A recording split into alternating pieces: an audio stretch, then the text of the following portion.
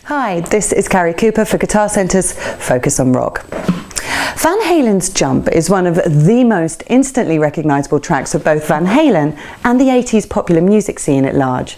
Its rolling commercial synths and relatively chirpy melody would produce a pivotal moment in the band's career as they moved away from hard rock and into a more radio-friendly arena.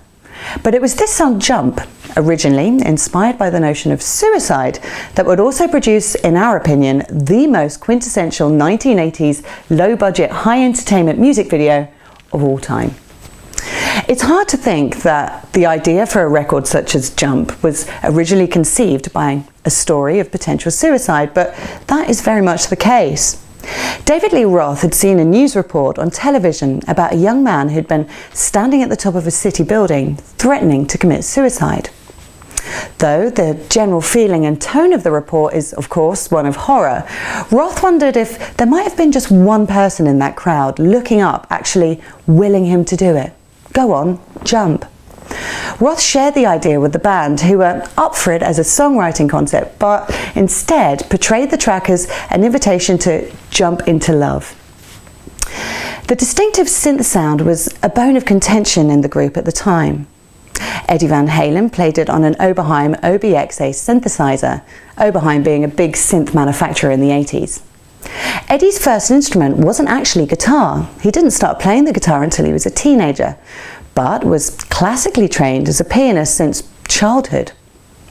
While Eddie was fighting for the synths to be incorporated, Roth worried that the departure from guitars as a lead riff would appear like a commercial radio play sellout. But in the end, fans didn't seem to hold it against them too much. The music video for Jump was groundbreaking, setting the bar for many a low-budget, high-entertainment music video to come. Watching it today, sure, it comes across a little hammy and, dare I say, daft, but there's definitely something about the simplicity and enthusiasm in it that makes for a very joyful watch. Most bands lack a certain je ne sais quoi to be able to pull off the bass player ducking under the lead singer's leg or point the guitar directly into the camera gags, but Van Halen deliver it with immense charm. But it was surely the use of that synth that made this track the total crowd pleaser that it was.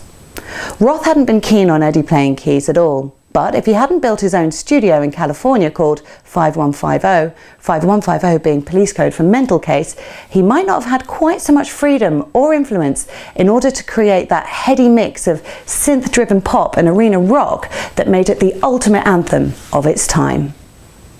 This is Carrie Cooper for Guitar Center's Focus on Rock. You can shop for the greatest selection of music gear on earth in store or at guitarcenter.com.